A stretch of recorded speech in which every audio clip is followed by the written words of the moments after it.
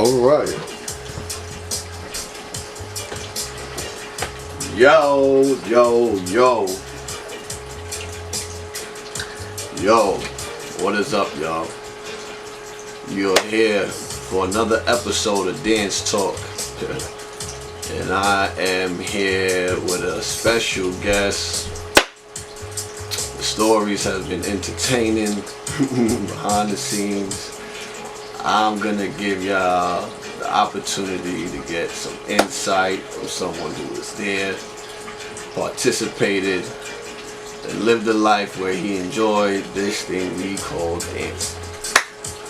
With that being said, on a whole nother level, I'm here to introduce to you.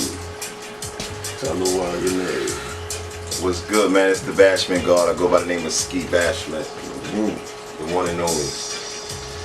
Skie Bashment, y'all, is live when you hear what it do. So, on this episode, we introduce, what is your first name? Roshan. Alright. In depth. Got it? Alright, so now we take off. What was life like for you growing up? Mother, father, sister, and brother. What was life like for you in your house growing up? Growing up, well, I'm the oldest of two siblings on my mother's side. I'm the oldest of three siblings on my mother's side. Okay. On my father's side, I'm the second oldest, basically a five. So, usual shit. Moms and dad wasn't together, but for the most part, my father was still supportive, as a ladder in my life. Mom dukes, superwoman, usual shit, going extra hard and beyond and etc. And it was just us against the world. Okay. So, like, how did that balance out for you? I mean, you still have your dad, even though he doesn't live with you. Your mom is the superwoman, and that's great. What is life like for you and your father growing up? We didn't have the greatest level of a bond because of the fact that he wasn't there, but in some instances, in some part, I learned a lot from him, from what he bestowed upon me from the time that he was around. Okay. You know what I mean? So I grew up like any other kid, like, damn, where's my father? I wonder, any other way I grew up the same way. I grew up with a lot of issues and questions on asking why he wasn't there, but for the most part, me growing up incentively, unlike some other kids, I kind of just took the best of both worlds whenever I got them and just made best of it. Okay. You know what I mean? Yeah. Alright, so what's life now with that preparation and that energy and information to give to you? What did you do now when you all go outside your home and go live? What is life like? Where you from?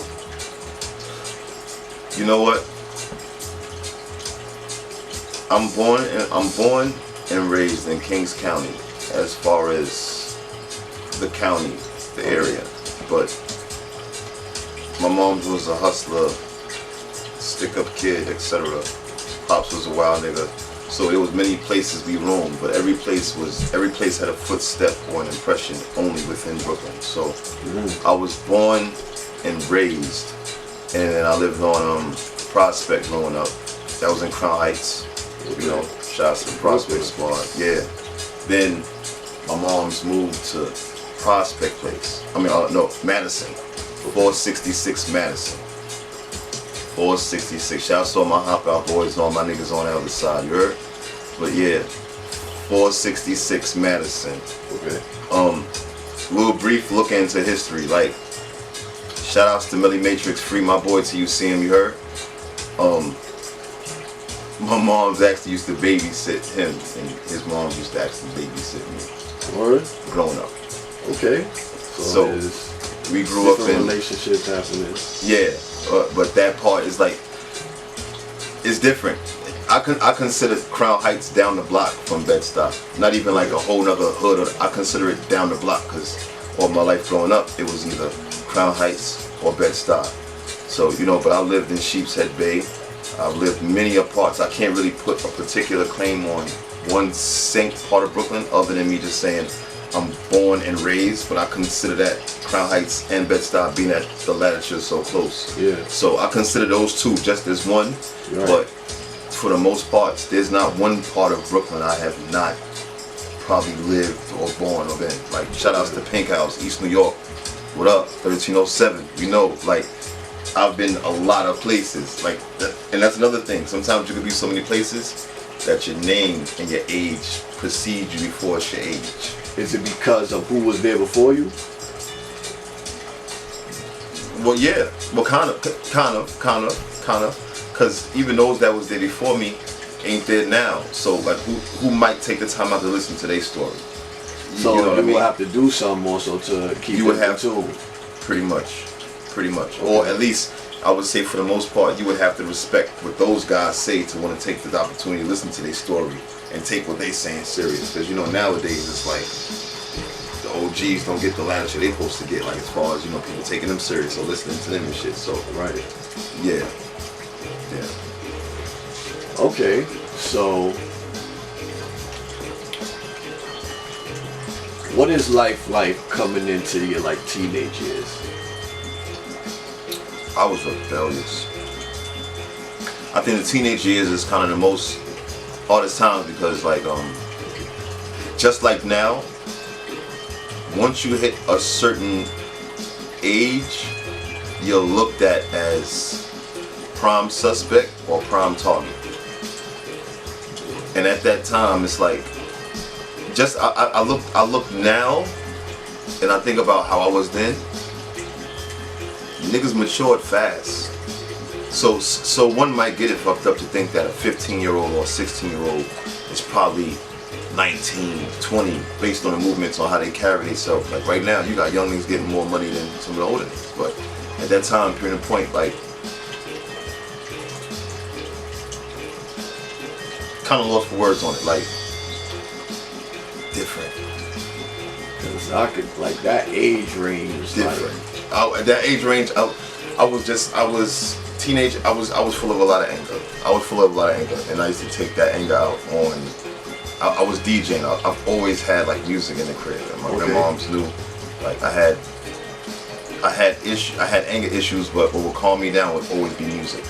My godfather was a DJ. My grandfather was a DJ.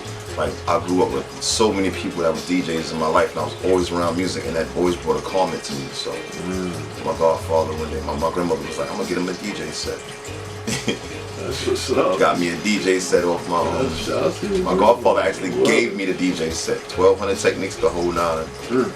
22 crates of records. I was sitting here, and I was just taking that time in. That's where I lost my anger.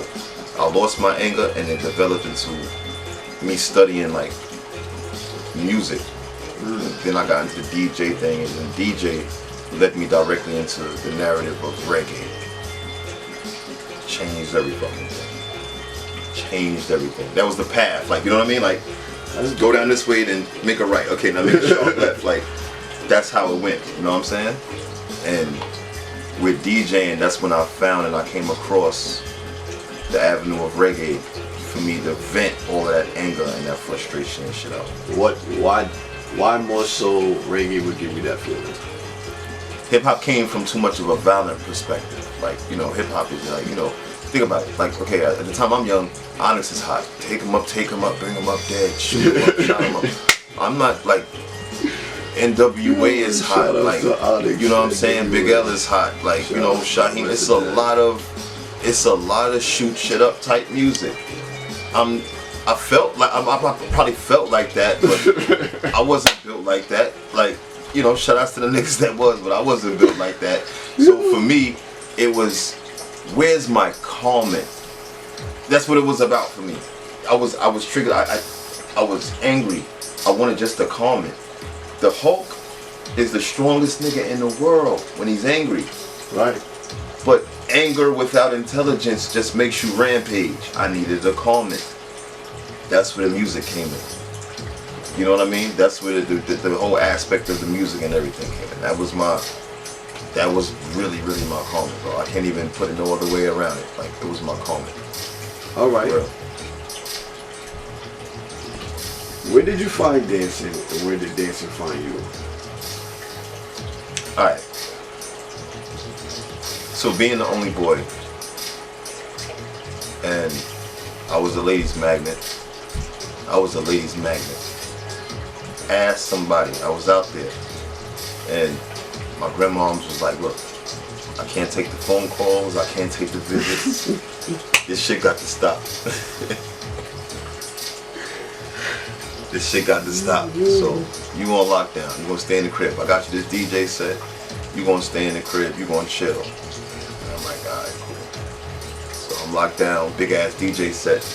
And at the time, there's like I was shouts to Tony Rankin, shouts to my nigga Tony Mixer, like for Mixer International, shouts to Tony Rankin. My guy owned a reggae shop right around the corner next to the bank. I think it was Chase Bank at the time, on Flatbush and Church Avenue. And I used to go to Erasmus. So every day when I came out from school. How old are you at this point? I'm probably like 16, like fresh 16, 17. That's when I really took it like, oh shit, like no, like 15, I heard about it, I seen it, I was dabble with it. I used to even sit back and watch niggas like, oh, that's alright, that's cool, I could do that. And I used to come in the crib and practice, but never take it serious. But the music he used to play, when I used to be waiting at the bus stop to come back home, because I was living in Crown Heights and I was going to school.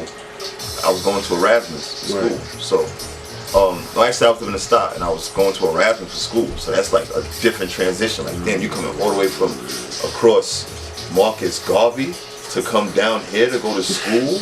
So niggas was sick off of that. They was sick off of that. Like, oh, you from the start? And I was like, yeah, you know. So my grandma, she was just like, stay inside the house. I'm gonna get you a DJ set since you love music so bad.